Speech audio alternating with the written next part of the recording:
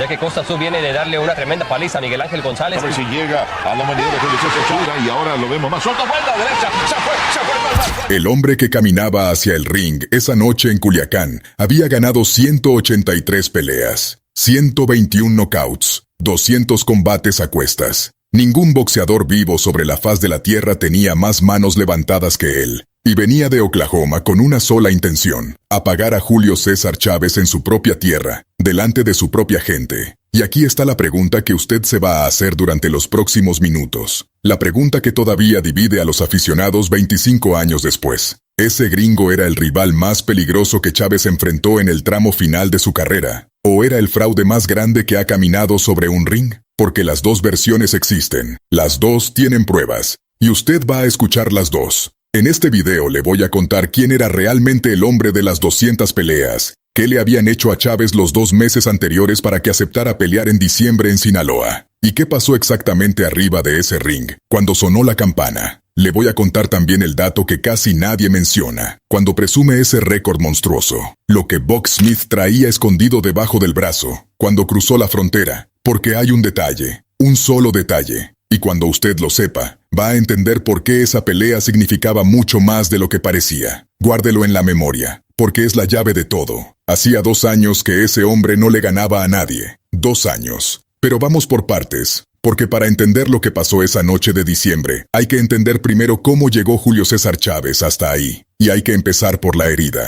2 meses antes, en octubre de 1999, en Las Vegas, Nevada, el más grande boxeador que ha dado México, subió al ring contra un estadounidense llamado Willie Wise. No era un campeón mundial, no era una estrella, era un peleador correcto, sólido, sin nada de leyenda encima, y le ganó a Chávez por decisión unánime. Los 3 jueces, sin discusión. Usted tiene que entender lo que eso significó del otro lado de la frontera. Al día siguiente, en los periódicos y en los estudios de televisión de Estados Unidos, empezaron a escribir el obituario, no la crónica de una derrota. El obituario, el César del boxeo, estaba acabado. El hombre de los 90 combates invicto, el que había hecho llorar a un país entero de orgullo, el que llenó estadios de 20,000, 30,000, 130,000 almas, ahora era un cuerpo viejo que ya no aguantaba. Se acabó. Retírate. Ya no eres nadie. Eso decían. Y aquí es donde a uno le hierve la sangre. Porque durante 15 años, ese mismo país había mandado a sus mejores hombres a buscarlo. Y durante 15 años, ese mismo país los había recibido de vuelta con la cara deshecha. Le mandaron a Roger Mayweather 2 veces. Le mandaron a Meldrick Taylor,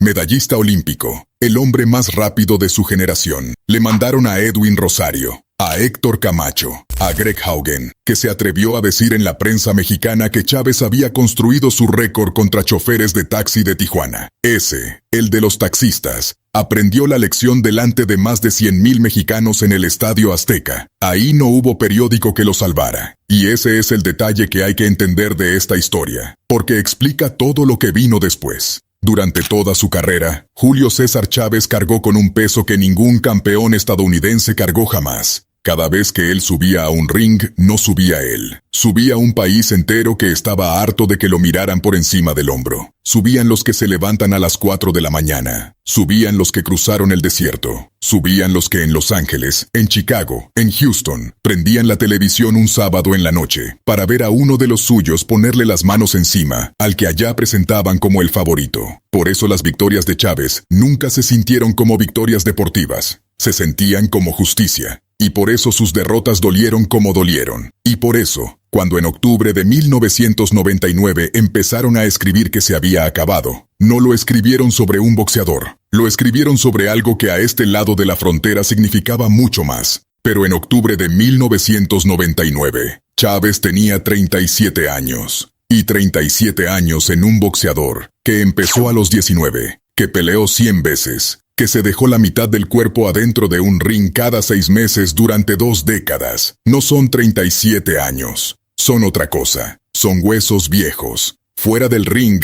además, la vida se le había convertido en un campo minado. Deudas, demandas, el fisco mexicano encima, el fisco estadounidense encima, Problemas personales que él mismo contaría muchos años después, cuando ya podía hablar de eso sin que se le quebrara la voz, y que en aquel momento nadie conocía del todo pero todos intuían. Entonces vino la pregunta que decide las carreras. ¿Te retiras aquí, con la última imagen siendo una derrota en Las Vegas contra un hombre que nadie va a recordar? ¿O vuelves? Chávez decidió volver, y decidió volver a casa, no a Las Vegas, no a Los Ángeles, no a ningún palacio de la meca del boxeo donde el dinero es más grande y la gente aplaude de pie a quien sea. Volvió a Culiacán, a Sinaloa, al lugar donde todo empezó, donde de niño vivió con su familia en un vagón de tren abandonado, donde su padre era ferrocarrilero, y donde ser pobre no era una anécdota bonita para contar en las entrevistas, sino la temperatura de todos los días. Volvió al patio de su casa, y para el regreso, le pusieron enfrente a Buck Smith.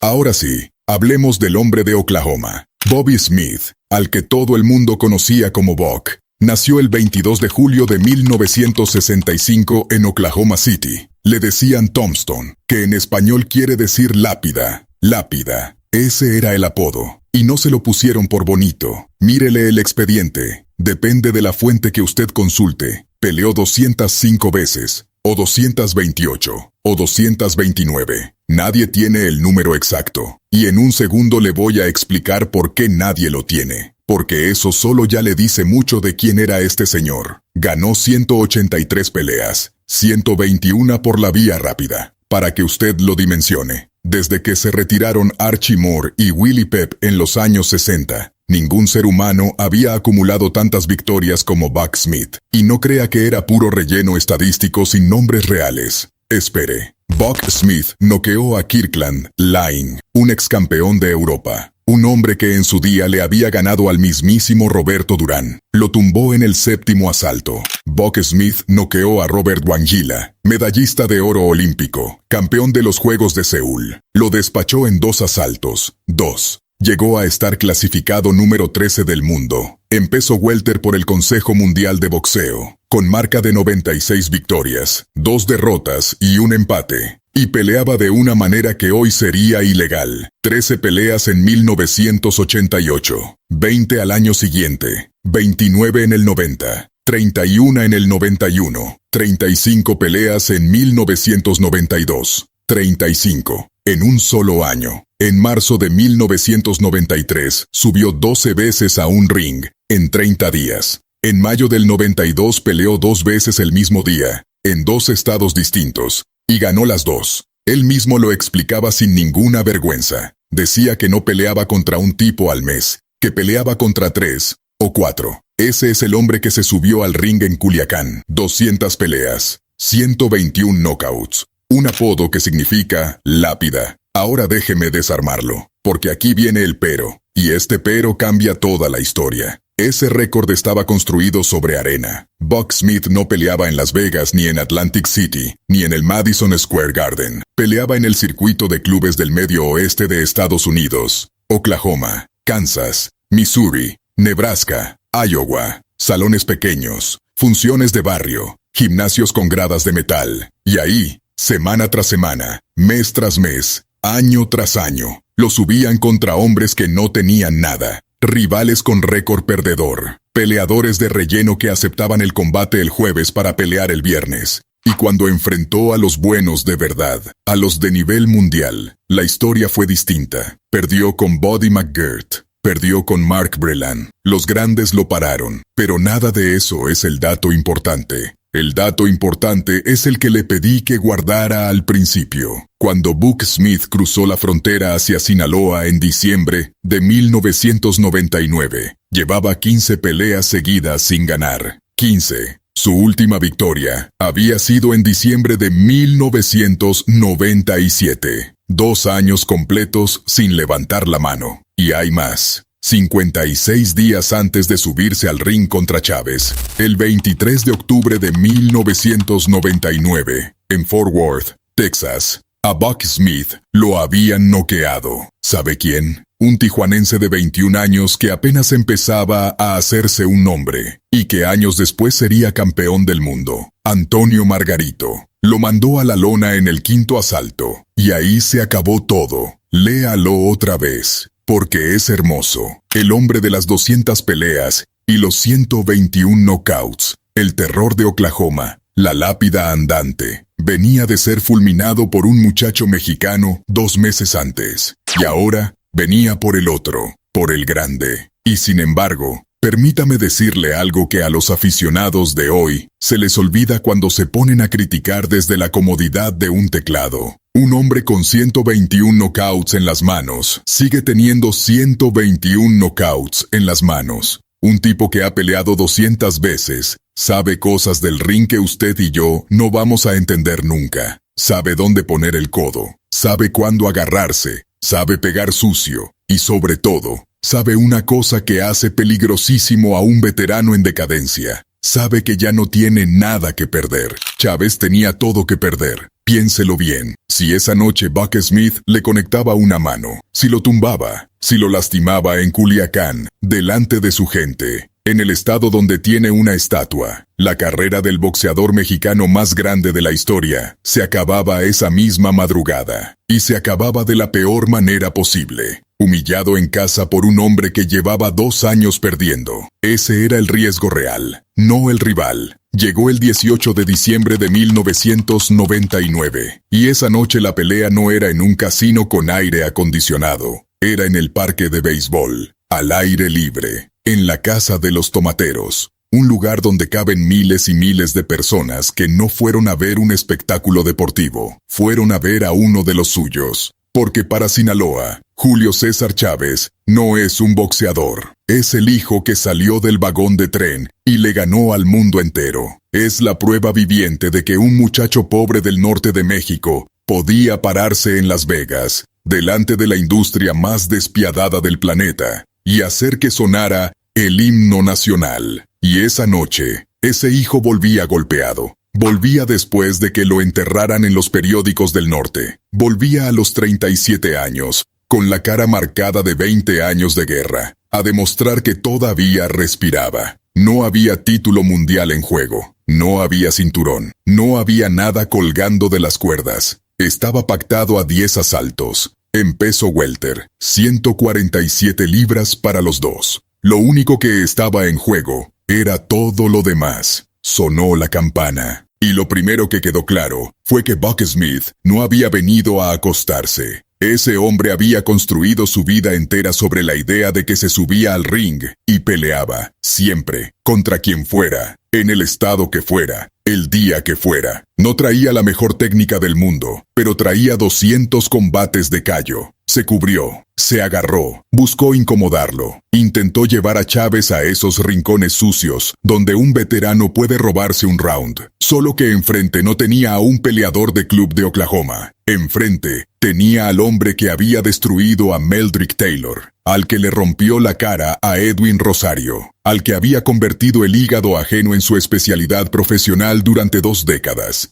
Y aunque las piernas ya no le respondían igual, aunque los reflejos ya no eran los del muchacho de 1984, había una cosa que Julio César Chávez no perdió nunca, ni a los 37, ni a los 40, ni el último día de su carrera. Sabía exactamente dónde pegar. Al cuerpo, siempre al cuerpo. Esa mano izquierda al costado, corta, seca, escondida, la que no se ve en el video, y se siente hasta la médula. La que va apagando a un hombre por dentro, sin dejarle marca en la cara. La que quiebra voluntades. Primer asalto, segundo asalto. Y en las gradas, empezó a pasar algo que cualquiera que haya estado en una función así reconoce de inmediato. Al principio la gente grita por costumbre, por cariño, porque es el suyo. Pero llega un momento, cuando ven que el hombre allá arriba todavía puede, en que el grito cambia de tono, deja de ser apoyo y se convierte en otra cosa, en certeza, en desahogo, en 2 meses de coraje guardados saliendo todos juntos. Chávez fue apretando, cerrando el ring, cortando el espacio como se corta la retirada de alguien en un pasillo. Y el hombre de las 200 peleas empezó a descubrir lo mismo que habían descubierto Rosario, Haugen, Camacho y todos los demás, que no hay para dónde correr. Porque el mexicano no viene a buscarlo, viene a estar donde usted va a estar. Y entonces llegó el tercero. En el tercer asalto se acabó. El árbitro detuvo el combate y le levantó la mano a Julio César Chávez. Nocaut técnico. en la casa de los tomateros, en Culiacán, Sinaloa, delante de los suyos, el hombre de las 200 peleas,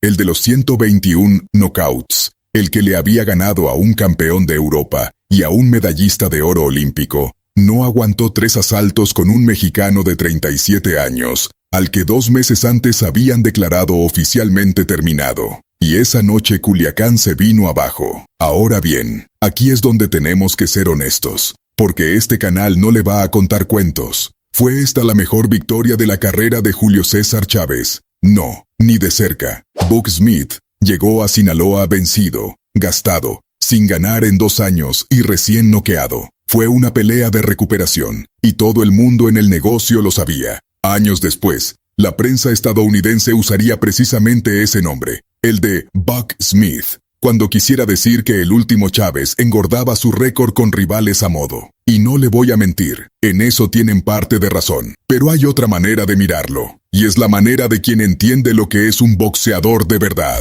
porque 7 meses después de esa noche en Culiacán, el 29 de julio del año 2000, Julio César Chávez se subió a un ring a pelear por el campeonato mundial superligero del Consejo Mundial de Boxeo, contra Kostya Tszyu, uno de los peleadores más duros y más completos de aquella era. A los 38 años, después de que lo hubieran enterrado, perdió, le pararon la pelea en el 6º asalto y no salió al 7º, pero fue, y estuvo ahí, y esa oportunidad, esa última bala por un título mundial, la consiguió gracias a la noche de Culiacán. Sin Buck Smith, no hay Tszyu. Sin esa victoria en su tierra, la carrera de Chávez se apaga en octubre de 1999, en un ring de Las Vegas, con la derrota contra Willie Wise como última fotografía. En vez de eso, siguió. Le ganó la revancha a Willie Wise en 2003, a los 40 años. Le ganó por tercera vez a Frankie Randall en 2004 y se despidió el 17 de septiembre de 2005,